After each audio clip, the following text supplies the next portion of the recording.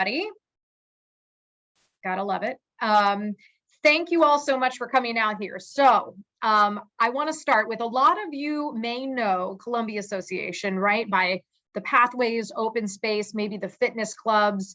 But we are here this evening to talk about the fact that there is more than one way to run. There's more than one way to run. I'm Dannika Rynes. I'm the Senior Manager of Communications and Media Relations here at Columbia Association. And by simply just showing up tonight, I want to let you know that you are engaging with the community. And of course, we thank you for that. We encourage that. And we absolutely are thankful for your time tonight. So hopefully you leave here with a better sense of what it takes to engage on another level, which is maybe serving on your village board or perhaps the CA board of directors. So I want to start with a few housekeeping notes. I'm going to roll through these. So this session, as you just heard the lovely automated lady say, this session is being recorded. So we will have a recording of this posted on CA's YouTube page, and we'll be sure to share that link with you all in case you have some folks in your lives that couldn't make it tonight.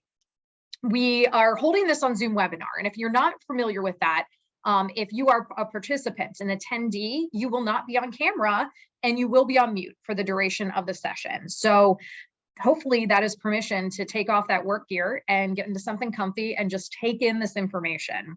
We will have some time for Q&A, at least that's what we're planning for today. So you can go ahead and submit your questions via the Q&A function. We're going to ask you to use that. It's just much easier to track what we've answered, what we haven't that way.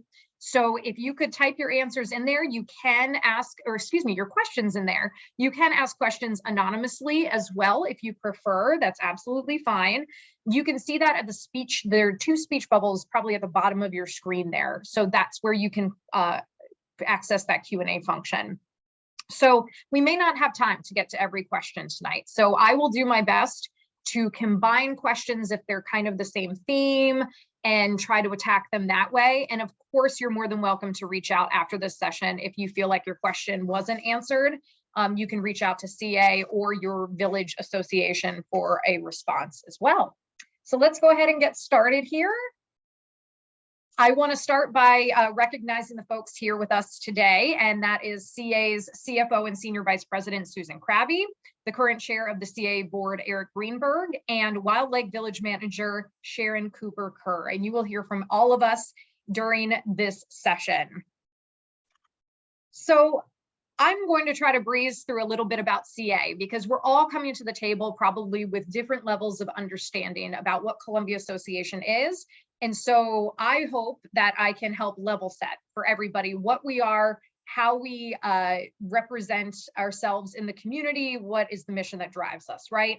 So even people who have lived here for decades maybe don't understand the full scope of CA because y'all, I've been here about 2.5 years and we do a lot. I feel like I learn something new every single day. So again, but to level set, I want to start by at least letting you know that CA is a community service organization. That is why we're here. We're here to enhance lives of the folks that work here, that live here, that play here in Columbia. And I'm going to do my best to move through pretty quickly how that manifests in the community, just to give everybody a taste. So I'd like to set the stage first with this quote from a video we recently released that really encapsulates what CA is today and where we're headed in the future. And that reads, "We're really in a pivot like so many communities in America. What are we doing for the next 50 years? So a lot of you may know we just turned 55. And really, in order to do this pivot, to really understand where we're heading in the future, we have to keep evolving, right? We have to maintain that ability to connect with community, connect with that community that remains at the center of everything we do. And as a member of any board, I just want to lay this out there that you will have probably an exciting opportunity to have a role in shaping the next 50 years and beyond. So a look at who we serve, and we're going to look at this in a couple of different ways, starting with the fact that if we were an incorporated city, Columbia, Maryland, we would be the second biggest city by population in the state. Okay, so it's about 105,000 people. And then on the right-hand side of your screen, you're going to see a graph there, a bar graph. that indicates the racial or ethnic breakdown of our community. This in particular is taken from the Howard County Library Systems Inequities Within report. If you haven't gotten a chance to look at that, I would highly recommend it. It is a fascinating snapshot of who we are as a community. And as you can see there at the top is Howard County, and on the bottom there is Columbia. And we are a majority minority community, which is important to keep in mind as we are serving this community as well. So another way we look at who we serve, right, is the properties, the folks that we serve, and we break it down in this way. So nearly 26,000 residential properties and more than 1,100 commercial properties. That's what we're looking at in terms of what is on CA's purview, right? And that matters because these are the lien payers, and we'll get to some of the more financial nitty-gritty with Susan a little bit later on, but that's just something to keep in mind there. Again, another way to look at this. We have 16,000 approximately CA memberships. So those are folks who have joined us to maybe participate in our fitness clubs or play golf at our golf courses, perhaps take part in one of the 23 or many of the 23 outdoor pools during the summer. And then 5,500 Columbia card holders. So for those of you who don't know, that Columbia card really gives non-members living on CA property and in Columbia access to some of those services that we provide. And then a lot of people maybe don't realize just how many visits we get every year at our programs. 1.85 million. 1.85 million. And that is last fiscal year. That is not pre-pandemic, that is post-pandemic. And of course, we're still recovering here. But when we say visits, you can see kind of a breakdown at the bottom there. We're talking about everything from our fitness facilities, again, to public skates at the ice rink, to a round of golf, or maybe a class at the art center, or participating in some of our arts and culture programs, which I'm going to overview here.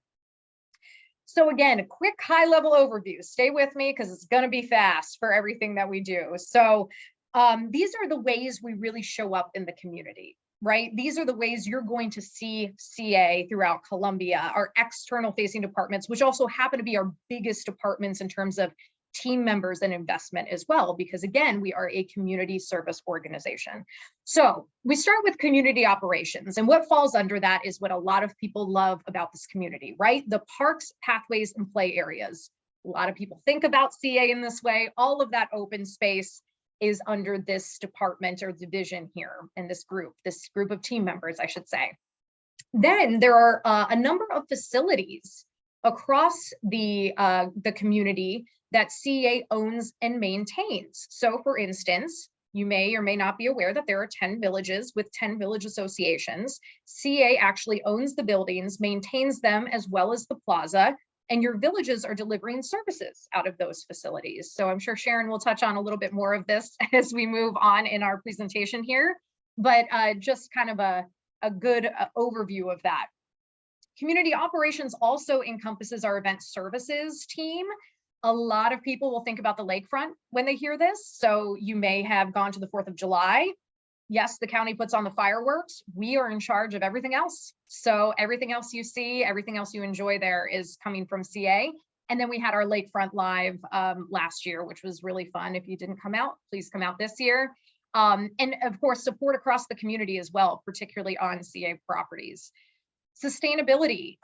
Maybe if you have an interest in this, you've interacted with us in this way. Maybe that's hearing about or participating in Weed Warriors or Adopt a Spot, planting trees, maybe some of our energy efficiency programming, but it's really a wide scope of things. We're an inaugural partner in the Better Climate Challenge, which means we are actually committed to reducing greenhouse gas emissions by at least 50% over the next decade. We're actually closing in very quickly as well through solar and wind credits to get a carbon neutral footprint here at our organization. We've made some really exciting changes to our commercial fleet to go electric. We've got a climate vulnerability assessment that was just done in the past couple of years that really evaluates all of our amenities and our land to see how climate change will affect that. I could go on and on, but that's a little bit of a taste there.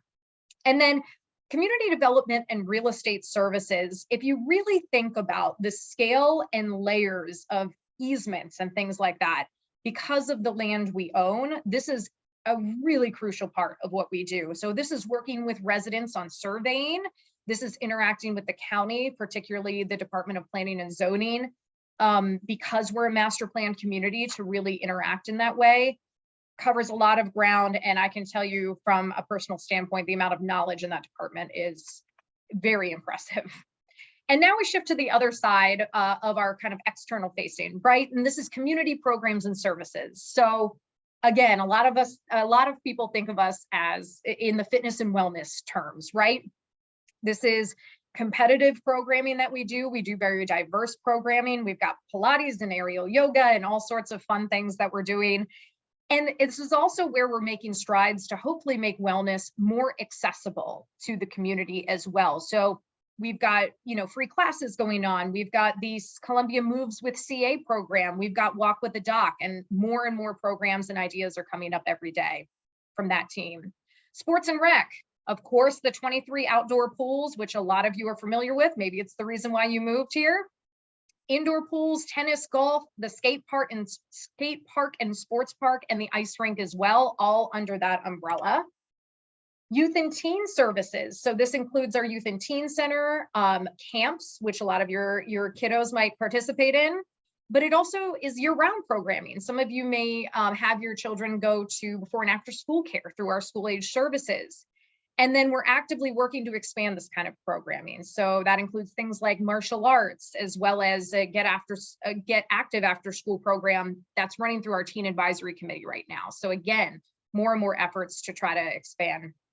Arts and culture, some people may not realize we have a physical art center. And right now, I will say there's some incredible exhibits. If anybody knew Vivian Millie Bailey, there is a great exhibit by the archives, which we'll get to in a second, around that, as well as a Beyond the Blues exhibit. I always love to plug the art center. And if you want a big smile on your face, Liz Hensey over there is like a ray of sunshine. So really worth checking out. And along with that, then every day they've got gallery shows, fused glass classes, ceramics. You name it, it's over there. We also have under that umbrella the multicultural programs that we do. So that includes world language cafes. A lot of you may be familiar with the Sister Cities program, and international grocery store visits, as well as other initiatives. And then the archives. So this is a resource that is here for everyone. And I like to say that because I don't think a lot of folks have interacted with the Columbia, Maryland archives. So these are artifacts from the origin, or maybe even before Columbia even existed. A lot of Rouse's papers are still there and things like that. So there's an online component and in-person component that is definitely worth checking out. This is everything I just said in a different way.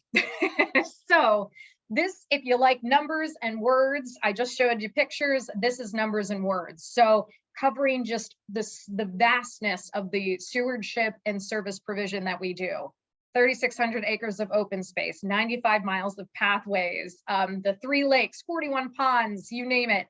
We own and maintain, a horse center, a dog park. Some people don't understand that or know that either, that those are available. The people that interact with that really love that. The people that maybe haven't had a chance to interact with that, now you know it's available. Go check it out. So I also recommend looking at, if you have a chance, and I'll be sure to send this link to all of the registrants, our annual report. It's a really great opportunity to get to know our team that's behind all of these services, as well as some of the things that we're really proud to bring the community as well. And then, of course, I just wanted to mention that there are essential internal functions that keep the organization going on many levels, as an organization of this size really needs. So you can see those right here. I won't go line by line, but certainly an important backbone of our organization. With that, I know that was probably quite the blur going over that in that kind of speed, but I'm going to hand it over to Susan to talk about some of the financial overview and budget associated things that you should be aware of.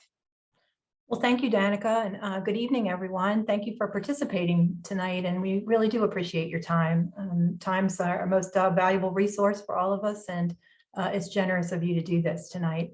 So just sort of jumping back just in thought on the administrative functions. So, Dannika gave a great overview of the organization and all the things that we do. And just wanted to point out that because of the array of programs and services and activities and assets that CA either owns or provides or maintains, there needs to be quite a depth and breadth of subject matter experts, so that our teams got CPAs, certified internal auditors. Of course, we have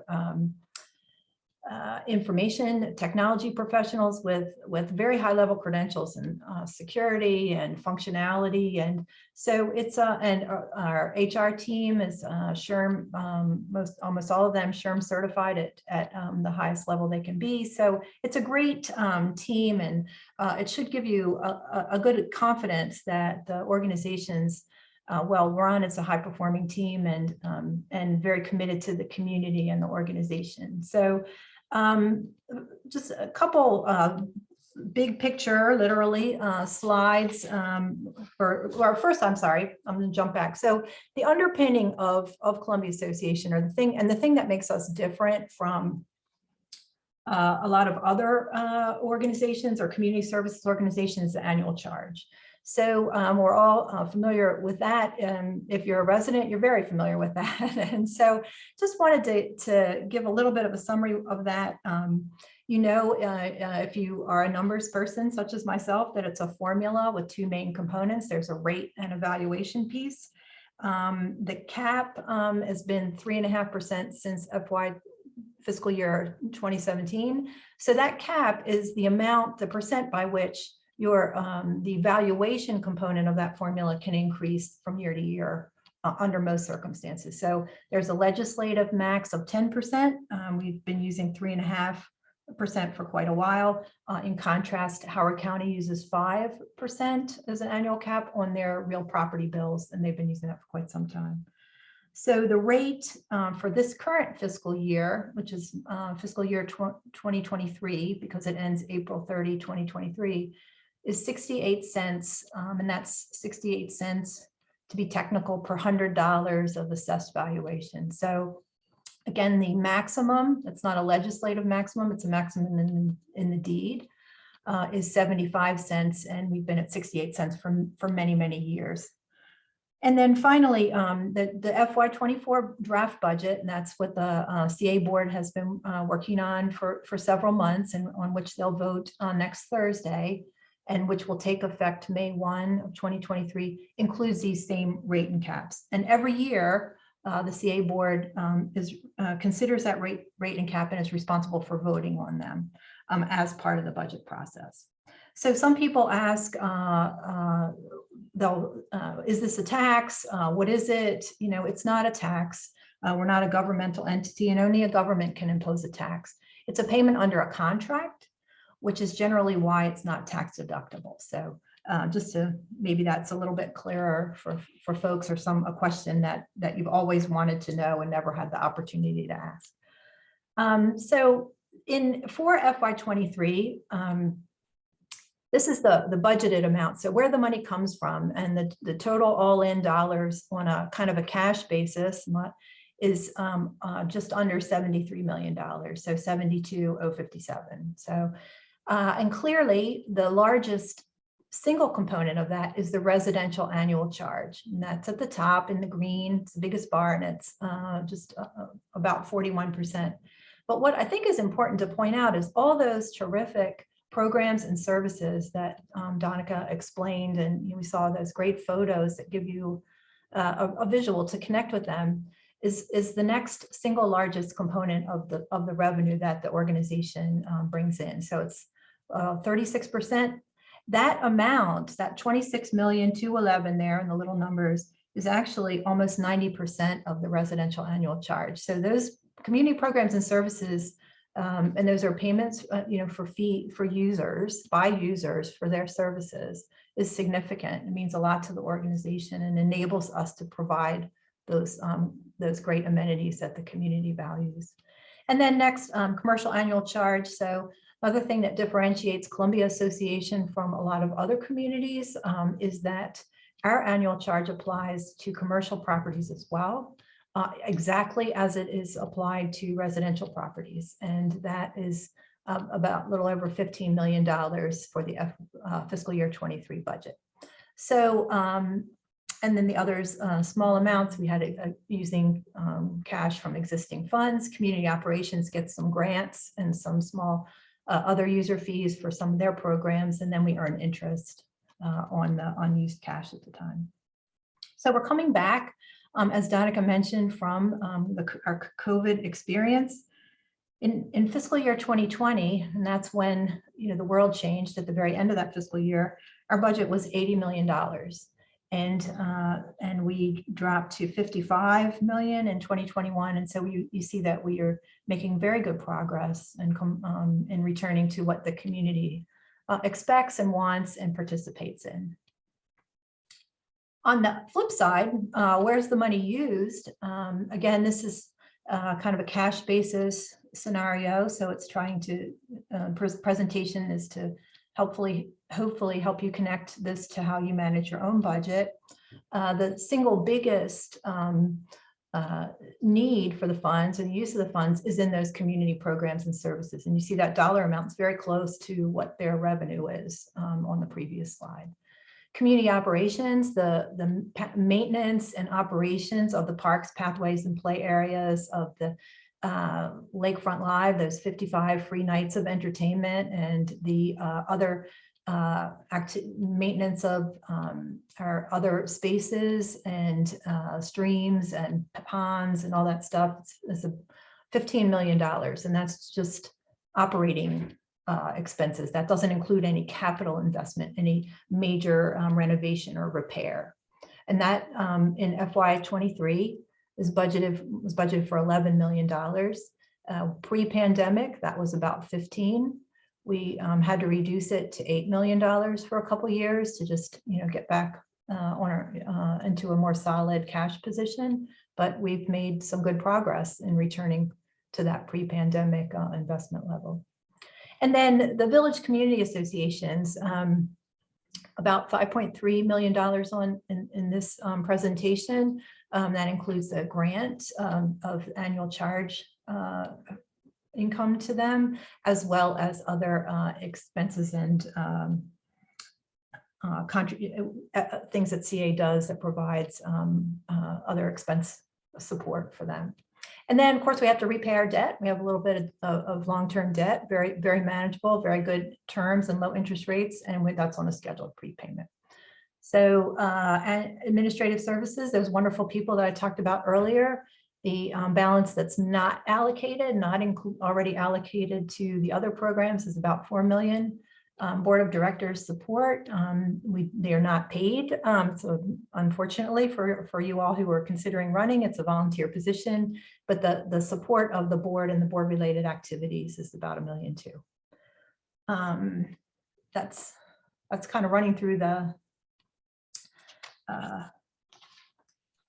expenses. So just quickly on the board, and I'll then introduce Eric and turn it over to him. So there's roles and responsibilities that are required under Maryland Code. So these aren't just nice to have. These are the law. It's Maryland Code section 2-405, a duty of care, duty of loyalty and obedience. So this means that directors have a duty to act in good faith, to the best of their ability, and in the best interest of the corporation and with care. So your responsibility as a board member, whether it's at CA or on your village, is to act with the care of a reasonably prudent person, becoming familiar with the policies and procedures, finances and activities, preparing for and attending meetings. You have to exercise your own independent and informed judgment, and you can rely on the information that you receive. So there's duty of, sorry, I'm gonna jump back just a sec. Duty of loyalty, that's important to understand that that's to act in the best interest of the organization.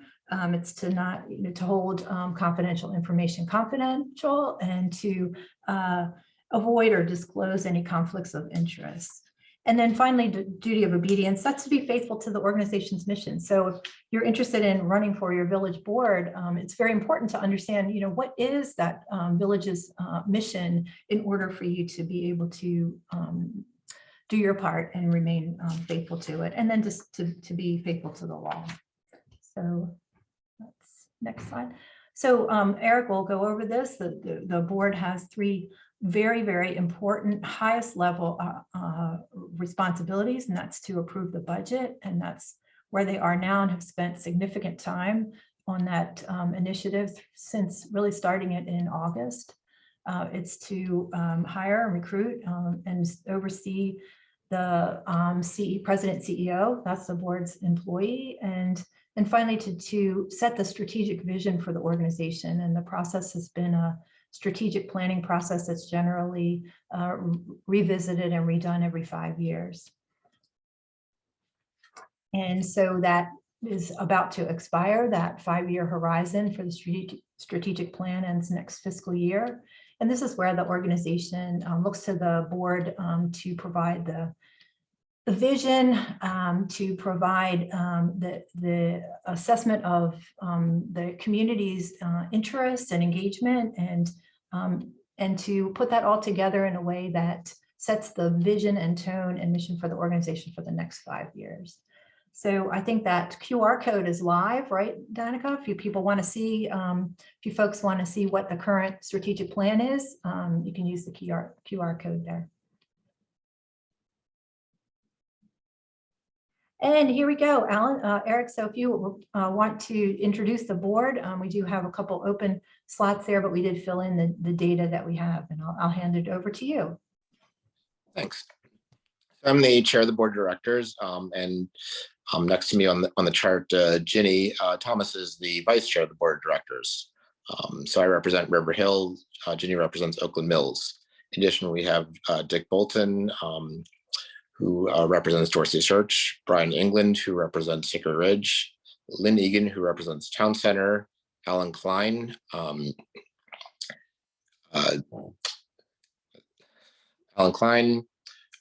represents Harper's Choice, Bill Santos, who represents Wilde Lake, and Andy Stack, who represents Owen Brown. In addition, there are 2 new board members. One's already been onboarded at the last meeting. That's Keith O'Neill from King's Contrivance, and then we'll have another board member from Longreach joining us, and that'll be Josh Friedman. Next slide, please.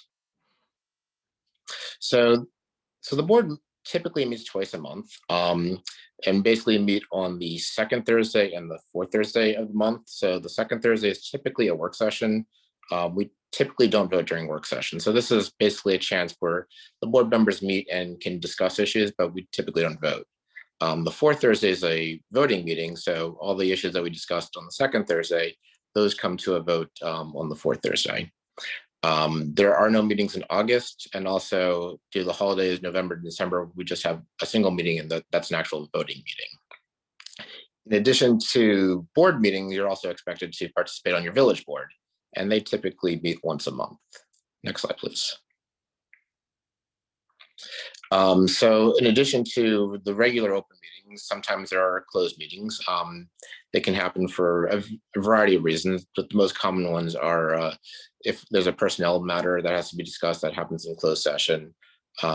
If there's any kind of contact with attorney or anything that requires attorney-client privilege, that'll happen in closed session. And there's sometimes contractual discussions that are closed. In addition, we have several committees. Board members are generally expected to serve on committees, and they're appointed to the committee by the board chair. So a couple of examples of board committees are we have an audit committee, which is responsible for overseeing the finances of the organization. We also have a risk committee that's responsible for overseeing the insurance plans. In addition to that, we also have board liaisons to the Inner Harbor Trust, and there are also several advisory committees that people can be on. Some examples of advisory committees are the Senior Advisory Committee or the Arts Center Advisory Committee. I think we have 11 advisory committees total, but board members typically serve on 7 of them, and those are appointed by the chair. Next slide. And now I'll turn it over back to Susan. Actually, I think this goes to Sharon. Yes, thank you so much, you. Eric. Thank you, everyone. It's great to be here tonight. I'm Sharon Cooper-Kerr, Executive Director and Village Manager for Wilde Lake Community Association. And thanks for inviting me to participate tonight. So I'm going to speak a bit about our villages and our village boards. The purpose of the villages and village board are to enforce covenants, advocate for our residents. We host annual events, sometimes monthly. We partner with other villages within Columbia on community-wide events. We offer programs within our sites, classes, lectures, etc. Take place within our village center communities as well. We manage our community centers and neighborhood centers as well, and communicate with our residents regularly through various communications, newsletters, social media, etc. Next slide, please. So the village elections are coming up on April 22nd. Each of us will have that time designated for the elections. I want to note that CA plays no role in the election process of our individual village elections. Each village holds its own election, sets its own election rules, and the positions that are being elected are village board and representative to CA Board of Directors, which is called the Columbia Council. Each village determines voter eligibility. It's very different for each one. The options that are for voting often are online, absentee, and in person. And all villages allow residential and commercial property owners to vote, and some allow one per household member to vote or more. And 2 of our villages in the community allow for individuals 18 years of age or older to vote, or anyone older than 18, I'm sorry, to vote. Thank you. Next slide. Here is the timeline for our village elections about now. We're starting to issue candidate packets, which will be available through the individual villages. This is happening now through early March. And then our next step is that candidate packets are going to be due, and again, mid to early March, early to mid-March, excuse me, those will be due. And in early April, we'll have a village candidate election night in those cases where the elections would be contested. On Saturday, April 22nd, I just mentioned, is our election day throughout Columbia. And then on Thursday, May 11th, there will be an organizational meeting at the CA board and an annual meeting of the Columbia Council. Next slide, please. The village elections, 7 villages will elect CA representatives every 2 years, and the other 3 villages have that CA representative election every year. You'll see the map here with the red circles indicates those villages that will host elections this year. So 7 of which will have elections in the upcoming season. Really quickly, Sharon, I want to just point out that some of these other villages actually do hold their village elections this year, but these are the ones voting for CA board that were. Thank you so much for the clarification. No problem. Yes, no problem. That is correct. Yes, thank you. Next slide, please. Here is a QR code for elections within the community. So if you click on this, it will take you to a wonderful page which has a resource. It's a resource of various information about our individual villages and how you can go about learning more about the election process within that given village. It's a great wealth of information there. Sharon just got to look at the updated product today. So thank you so much. It is wonderful. Thank you for putting it together. It's great. Sure. Thank you. So on that note, I was just going to say a few words about this site here, and then we'll get into questions. So every year, CAA is committed to providing information about the village elections. And as Sharon pointed out, we are not involved as an organization in the elections themselves. Those are run by the villages, but we want to make sure that people have the information, and sometimes it can be difficult to track down or discern or make their way navigate through. So we're doing that this year through CA votes. And so you can, as Sharon said, scan that QR code, or it's columbiaassociation.org/elections. For the past few years, so this is nothing new, but we have worked very closely with all 10 village managers, that's Sharon included, to compile this information and make it accessible to residents. This year, a couple of features that I just want to point out, because this year we have been able to add a long-awaited, as I understand it, village search capability. So anybody who visits the site can put in their address and find out what village they live in. Now, we do recommend that you follow up with your individual villages because you know, just to verify and make sure that it gave you the right answer. But it is definitely a place to start. We also have a space where anybody can sign up for updates and reminders as we approach, you know, I guess suppose it's election season here in Columbia. So we have that as well. I can put this page back up a little later if anybody is interested. But I wanted to end on this. This is just a really great snapshot of our community. This is who we serve. This is who we are. This is us all just engaging with the spaces. And I can tell you that, you know, I'm proud and it's a privilege to serve this community in the way that we do. And I know that's echoed by a number of our team members as well. So I just want to welcome you, and we welcome you as a group to join us in that privilege of serving this community. So I'm going to leave this lovely group of shots up while we head into Q&A. And give me 1 second here while I actually go over some of these questions and start weeding through them. I am, oh goodness gracious. You would think by now, folks, that I would have this whole Zoom thing under control. But alas, here we go. I'm going to launch a little poll. If you saw that pop up, I would love to know what village you're in. And if you're unsure, I forgot to put that category in there, but maybe head over to the elections page and pop in your address and see what comes up. So I'll start with Sky's question. It was the first one asked. And Susan, if there's just anything else about the strategic plan you wanted to touch on, that would be great. So is the 5-year strategic plan on the agenda for the upcoming term? And is there anything else you wanted to add about that process? So it's on the agenda topics log as a tracking item. So it would be on the list of things that the new board would be addressing. Eric, do you have any comments that you'd want to add to that? I believe that would probably be discussed by the next board.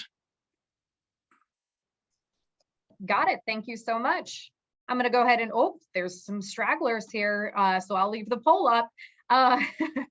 Let's see here. So I'm trying my best, you all, to, you know, kind of put some things, some themes together as well. Susan, just somebody who wanted to know, where does the debt come from? Is that related to the pandemic or is that otherwise? So no, not directly. And so we have two loans with the same bank, actually. And what they are generally for to finance and to fund the portion of capital investment that is not provided for by the cash that we generate from operations. So it's a long-standing model of CA to use short-term financing to fund that difference if needed, and then to term it out, we would say, into a longer-term loan. And so if you give me a sec, I can give you the balance. So there were two term loans. One was $20 million. One was, they were actually both $30 million originally, and now the balance is total 22, about 26 million dollars. So scheduled repayments going beautifully. Got it. Thank you. Hopefully that answered that question. Amy would like to know, and perhaps Eric can chime in on this, and Susan as well. I thought there was a stipend for the board, even though it's not a salaried position. Is that true? So the way it works is board members are given a free CA Fit and Play membership. That's an individual membership. And we're also given a $500 CA gift card. So I've got a family, so I've got a wife and a son. So I use part of my gift card to basically convert the single person membership to a family membership. And then the rest of the gift card we'll use for things like lessons and that type of thing. Got it. Thank you. Susan, this is probably a great question for you, but Eric, you might have some things to chime in on as well. What board training will be available for the new board? So that really is board driven. What we have done in the past has done some finance 101 to get board members oriented to CA's financial structure and accounting and financial reports. There are some recorded sessions that are really pretty robust on CA's finances that you can look at online already, and on the fiduciary duties and what Columbia Association is are pre-recorded, and then it would really be board driven as they determine what their needs are. So Eric, anything you want to add? Yeah, so in addition to sort of a lot of the fiduciary duties and that type of thing, sometimes the board training also just really involves board members being able to get to know each other and also be able to discuss some of the sort of this key type of training topics. So it's not like we have a meeting, but we'll discuss things that are of concern and things that, okay, can, what are some of the things that we need to do as a board? So that some of that type of thing can also occur during board training. So it can cover a wide variety of topics. Got it. Thank you. Marianne asked, and I can answer this one super quickly, are board meetings held in person or on Zoom? Marianne, we do them hybrid right now. So there are folks who come in person. Most of the board members typically are coming in person, but there is an option to do a virtual as well. We accommodate that, as well as anyone who wants to do resident speak out via Zoom. We accommodate that as well, or in person. And our meetings are all live streamed on our YouTube live stream page. So hopefully that covers all of that ground. Claudia was wondering what I will pose this to all of you because I think you all have different perspectives on this. What qualifications are you looking for in a potential CA board candidate? Sharon, let's start with you in working with CA, and you'll have a liaison to our board on your board as well. So why don't you speak to that first? Sure. We're certainly looking for someone who will partner with our village association and has our mission, at the forefront, of their minds, and certainly taking that to their work with CA as they participate on the Columbia Council.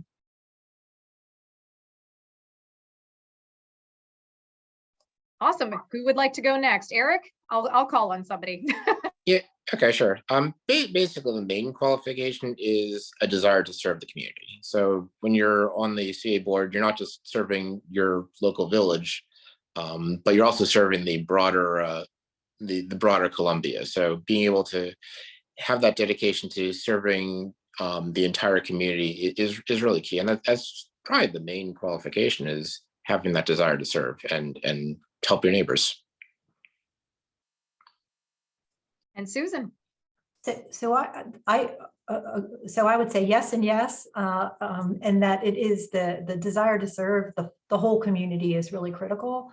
But I think it also helps to have, it certainly doesn't hurt to have some board experience, to have some operational experience at a high level. This is a $72 million organization of an array of activities, and so some experience in that kind, operations, in finance, in those kind of matters would be really helpful as well.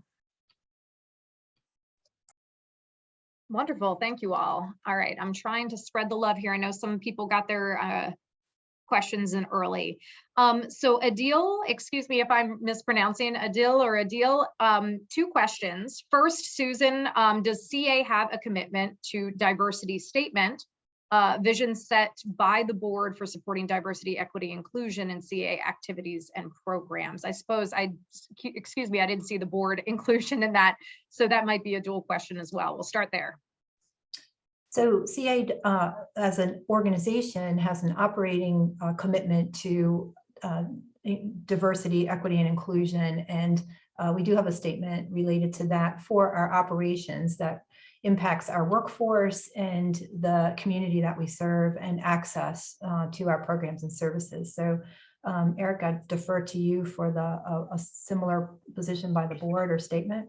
So from the board perspective, the board has an oversight role in the organization. So probably the best thing I could do is give you an example of what we've done in the past. So actually last year, one of the things we did was look at the Minority Business Enterprise Program, and we looked at that policy, we updated it in the board meeting, and we passed it. So from a DEI perspective, the board has an oversight role, and part of the oversight role is making sure that we're passing policies that are in accordance with DEI.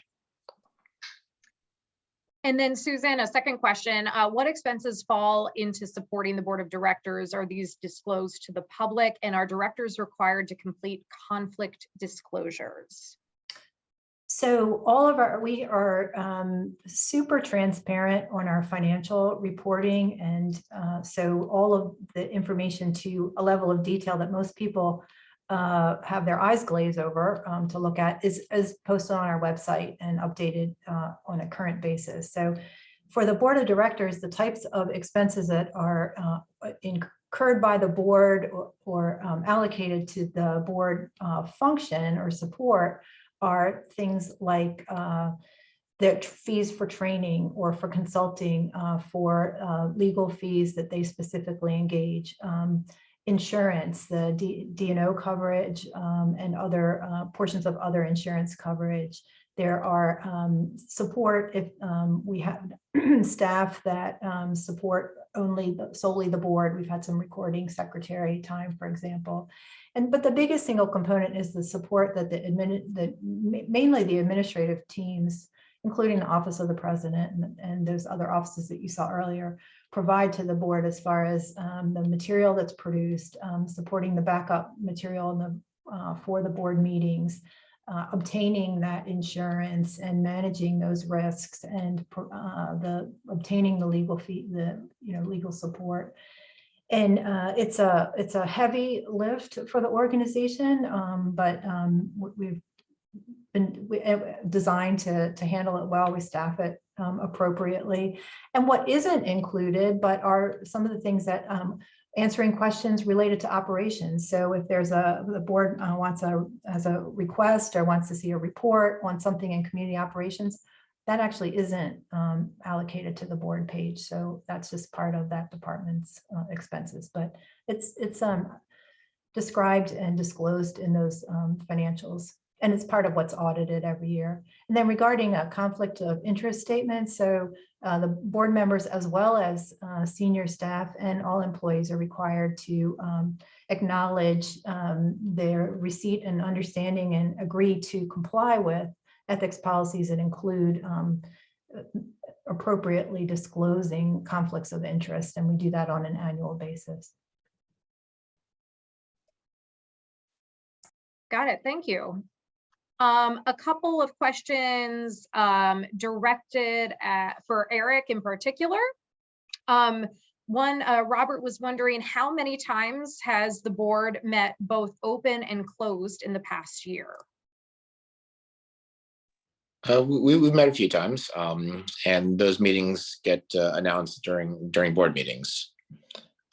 But yeah, we've had a few meetings. So again, if you're looking for a time commitment, when I said that we meet twice a month plus 1 day for village boards, it's actually a fair amount more than that, because you also have to take into account committee meetings, special meetings, and also special events. So occasionally we'll have a special event or a special reception with either the villages or our county leadership and state delegation. So I would say the commitment is a lot more than just 3 times a month.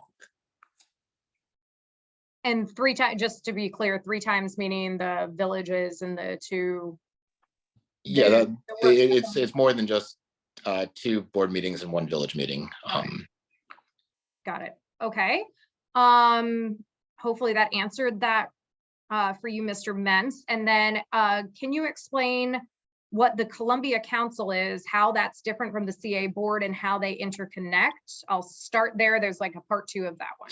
So the way this works is when you're running for election, you're technically running for the Columbia Council. So each village elects someone to join the Columbia Council. And then at the first meeting of the year, the Columbia Council meets, and the Columbia Council elects themselves to the board of directors of the Columbia Association. And then they proceed as the board of directors. Typically, that's pretty much all the Columbia Council has done in my recent memory. So it's sort of a bridge between the village elections and the board. But most of the time, 99.9% of the time, you'll be sitting as a board member. Susan, just to make sure, anything to add to that? Nope. Okay. I just want to make sure. And then many of us have served on nonprofit boards. Can you explain the difference between a 501c3 and a 501c4? Susan, maybe start with you, and then Eric, if you have something to add. So I don't think the service differs by that tax structure, by the internal revenue. So what those are referring to is under what section of the Internal Revenue Code is a tax exempt status given. And so I don't think that impacts the nature of the service on the board. A 501c3 is typically a charitable organization, and a 501c4 is a nonprofit, not a charitable organization. Some can't provide a tax deduction for a donation, whereas the charity can, and things like that. But the duties are the same. The same duties are required under Maryland law. The same best practices would apply. Certainly there would be ethics and conflicts of interest disclosure requirements and things like that. So I'm not sure. I think if you were on a 501c3 board, you would have some decent experience that would apply to serving on either the CA or a village board. Eric, anything to add? No, I think that pretty much covers that. Great. On average, and Sharon, I'm going to start with you because you are sitting so patiently and wonderfully. And I'm going to refer this to the village board as well. So on average, how much time do you dedicate per week to board activities? So Sharon, do you have an estimate maybe per week on how much people should expect to be spending for village board? I would say a couple of hours per week. I can speak to Wilde Lake. The board does meet monthly, and every now and then we have a second meeting within a given month. But I would say on average 2 hours a week, I'd say, yes. Thank you so much. And Eric, for the CA board. So if you can actually look this up, if you go into our tax statements, and you can look through past years, every board member is listed in our tax statements, and in our tax statements, every board member is required to disclose roughly how many hours they feel they spend per week. And I've looked at several years, and the ranges vary from say 4 or 5 hours a week all the way up to 20 hours a week. So it certainly depends on the year, depends on the board member, depends on the position, but it can be fairly extensive. Got it. Thank you. Susan, just making sure, anything to add? I just looked like you were going to go. I would just clarify that when tax statements means the IRS form 990. Yeah, that's what I meant. The 990 statements on the CA website each year. The past several years are posted there under the financial reports. Great. Thank you for that clarification.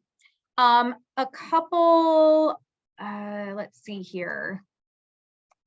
So I think I can help if everybody else wants to take a breath. I believe, Carol, is there an artifact that describes the distinction between the roles and responsibilities of the board and CA executive leadership? As the communications gal, I am not aware, but Susan, are you aware of any, and when you say artifact, I'm assuming you mean documents or something like that. Is there anything you're aware of that lays that out, Susan, in kind of direct terms, or that addresses that specifically? Yeah, so the bylaws, of course, do that at a very high level, but I believe there is a roles and responsibilities document for the board or board operating procedures. So we could look that up and get back to the folks on that.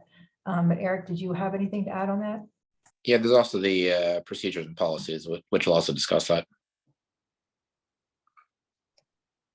Great, thank you. Alexander was wondering, can a director be involved in local politics?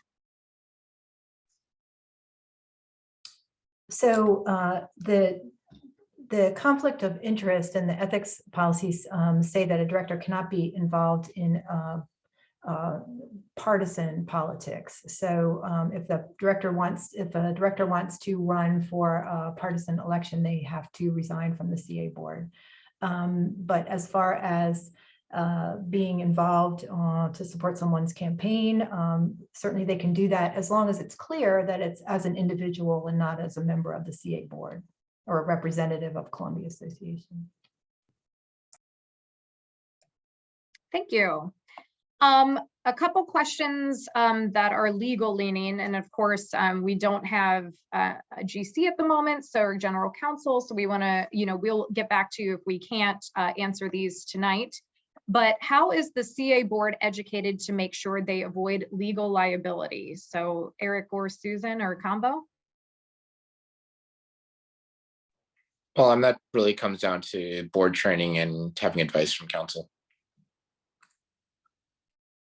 Yeah, so I would encourage you to look at the training that's on the recorded training that's on the CA website that was done by our previous general counsel that goes through the fiduciary duties and the roles and responsibilities for the board from that perspective. So and then there is ongoing interaction with counsel for specific issues. So, and I would want to make it clear that while we don't have a person in the seat of general counsel right now, we have very robust resources on an outside perspective that have been helping Columbia Association for many years. And so we're well protected right now from a legal standpoint.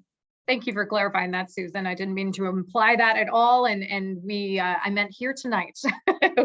We don't have anyone represented here, so we would get back to them.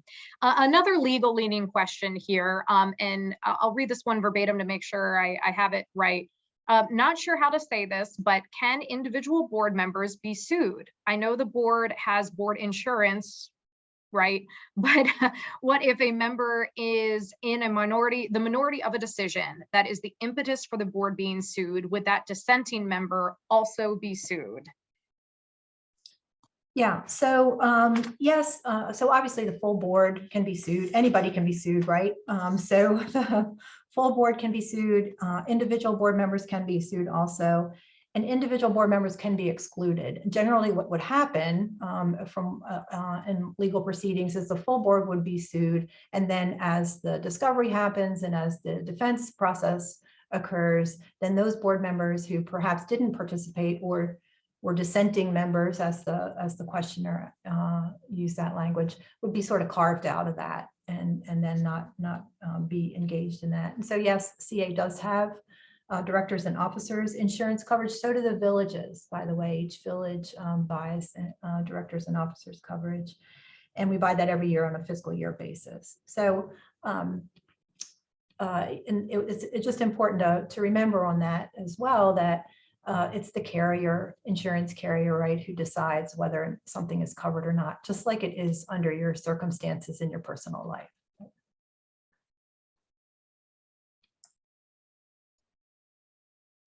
Got it. Thank you. What might be made available for board members needing special accommodations during meetings? And I know that's a tough one. It could be a tough one to answer without knowing what accommodations we're talking about. But maybe, Susan, you could shed some light on things we've done in the past. Yeah, so we would work hand in hand with a board member as we would with an employee for providing the accommodations that were needed. So if there is accommodations for language for hearing, we would certainly do that. We have had signing at meetings in the past as needed. I think any equipment that might be needed. We could look to providing that, and certainly the even just the hybrid meetings, I think, is often a nice accommodation for folks who might find it easier to participate from a remote location than from home. But we would be committed to addressing those needs and providing those accommodations. Awesome. Sharon, anything you want to add on that from a village level? No, but I would agree, we would do the same. Thank you. Of course. The next one, I'm hoping you might want to shed some light on, Sharon. I'm trying to get you in the mix. Come on, folks, ask some village questions. Let's go. Why does the village process vary among villages? I think it has a lot to do with our articles of incorporation and how they were designed. Wilde Lake certainly was one of the original, the first, village. So I think it looks a lot different. And I think over time, as new villages came on board, different policies and procedures were adopted in that regard. Great insight. Anybody else on that one? Just want to make sure.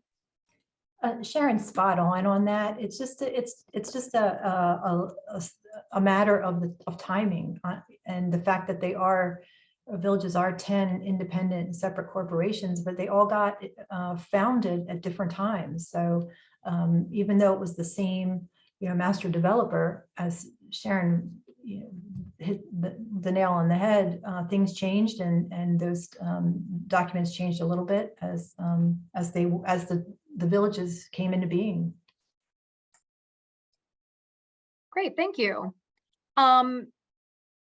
Someone was wondering, and Sharon, I'm sure you might be able to shed some light on this. Is there any way to know how many individuals have been nominated for village board positions before the nomination period closes? Is that something you would feel comfortable, or you do disclose if somebody calls up, or is that something you wait until the nomination period's over? That is a wonderful question. This is my first season, so it's a good one.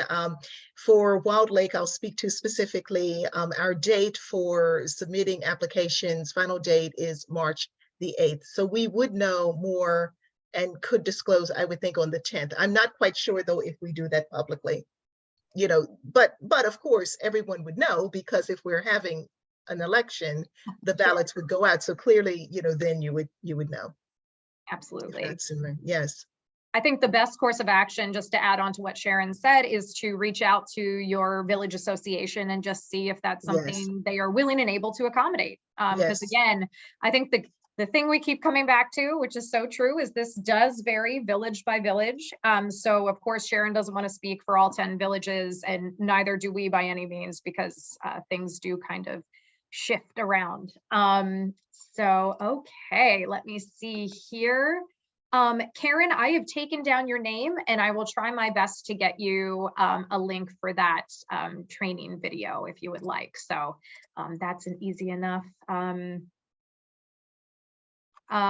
If you want to post again, somebody's saying their question wasn't answered. I've been checking them off as I go along as best I can, but if I skipped one, I apologize. So feel free to resubmit that one. Okay, here. So I'm trying to, there we go. Okay. So what is the diversity makeup of the board? Does it represent the residents of Columbia? Eric, I guess you would be most appropriate to try to tackle this first, and then we can. Well, we're elected by the residents of the village. So basically, the diversity of CA from a geographic standpoint, every village is represented. From a demographics standpoint, we tend to have, it tends to skew a little on the older side, and that's probably a result of the fact that it's a fair time commitment. I myself, I do have a kid, and I do work almost full time, but so that's the way I sort of work in the time commitment from CA, and also being able to take care of my other at-home responsibilities. God, oh, I thought I muted myself. Sorry. Got it. Okay. Anything else to add on that one? Okay, let's see here. Carol was wondering, does the board operate in accordance with bylaws? If so, are those bylaws available for review? Susan, I think probably the first stab at that. If not, I apologize. No problem. So yes, absolutely. So Columbia Association, as all corporations has articles of incorporation and bylaws. And yeah, those bylaws are posted on the website. So we can get you the link to that to make it easier, but they are posted and available for review. Great, thank you. And then I think I can answer this one myself, but if Susan and or Eric would like to chime in, what are the top 3 priorities for the board in the next 2 years? Carol, we don't know because we don't have the board for the next 2 years. We have these elections, and so those board members would be responsible for developing those priorities and following through with them. Eric, anything you want to add there? Yeah, each board sets their own priorities. There's a board topics list, but each board does set its own priorities, subject to the overall strategic plan. But from a day-to-day, month-to-month perspective, basically what happens is 4 times a year, there's a board operations committee, and the board operations committee consists of the president, the chair, the vice chair, and 2 rotating members from the board. And during the 4 BOC meetings, we discuss the agenda, and that basically says, okay, we discuss our priorities and determine based on our priorities what goes in the agenda.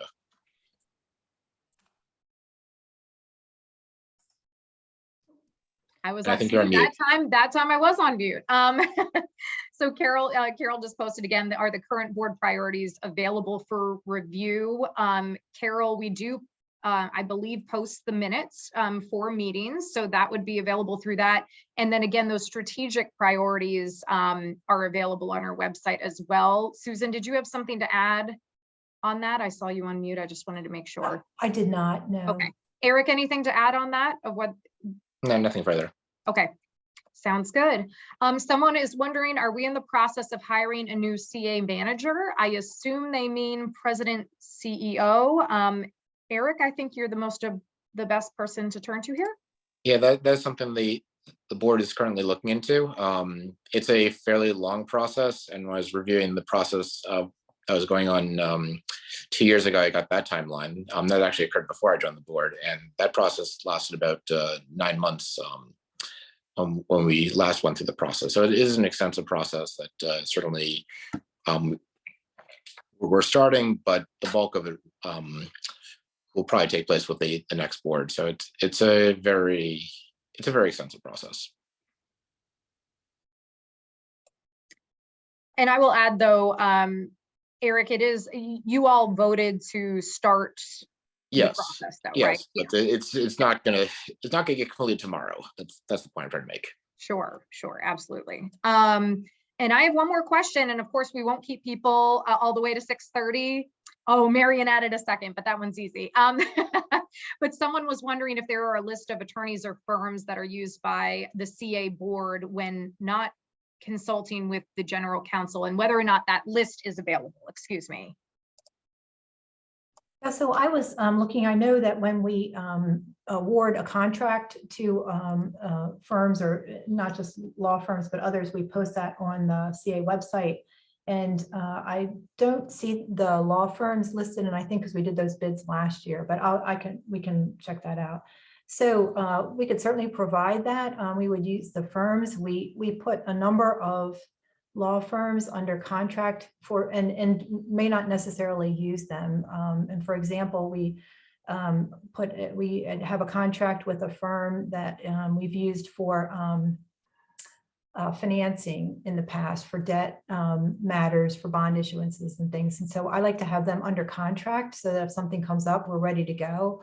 Or we had a matter that needs to be addressed that might not involve new debt, but just our existing debt. So we have a contract with a firm, McKinnon, Helton and Fenn for that, for example, but we haven't used them this year. So if we really, we can check the website. If it's not there, we could provide a list of the firms with whom we have contracts. And this specifically asked, if I'm reading this correctly, about the CA board. I just wanted to make sure there was the distinction there with that this individual. Okay.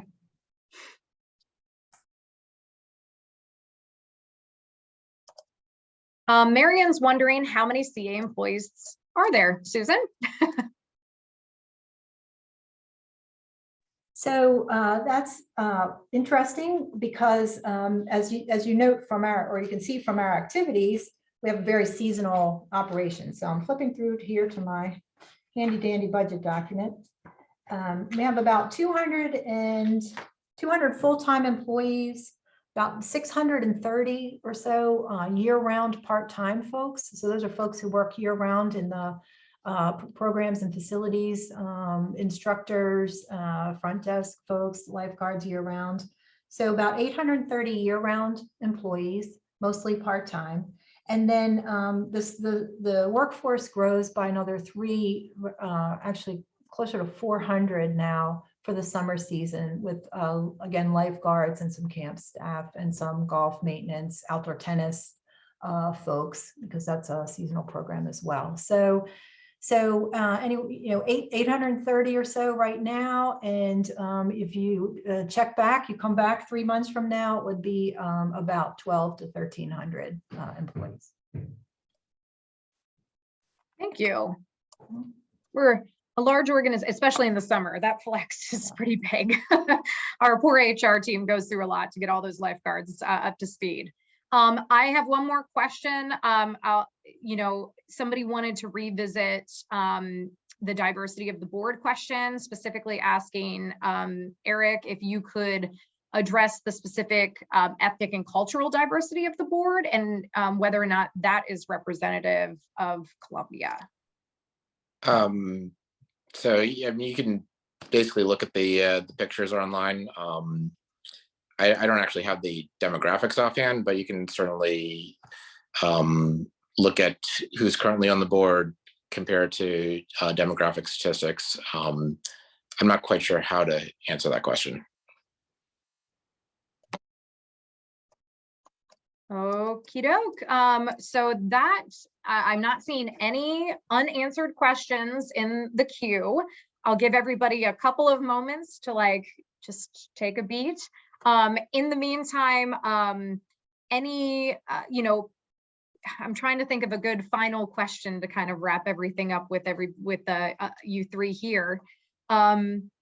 I guess, Sharon, we'll start with you. I don't mean to put you on the spot, but what would you say to folks, considering getting involved at this level, and how would you encourage folks to get involved in general at a village level?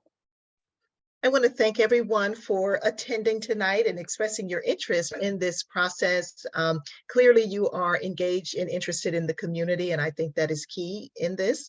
I would suggest, if you're interested in running for your individual village board or Columbia Council, that you reach out to your individual village managers or the election chairs within those villages to get additional information. But I would encourage everyone who's interested to raise your hand and sign up, throw your hat in the ring and run for this wonderful opportunity to really raise your voice and visibility of this community. Thank you so much.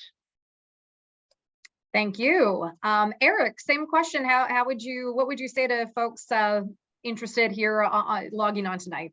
Yeah, generally coming with interest to serve, interest to see how you want to improve things, see how you want to basically help your neighborhood, and how you want to help the greater, what's really the second largest city in some respects. How do you want to help us move forward?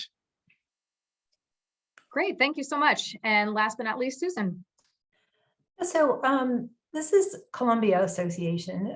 This is the probably the best known planned community, certainly in the country, and probably many other countries around the globe, really. And if the Columbia Association has made history since it started, and if you want to impact an organization that has mattered to not just the people who live here, but people who have modeled their own communities after Columbia Association, then this is a great opportunity, and you're coming in at an excellent time. That this slide at the beginning, we're 55 years old.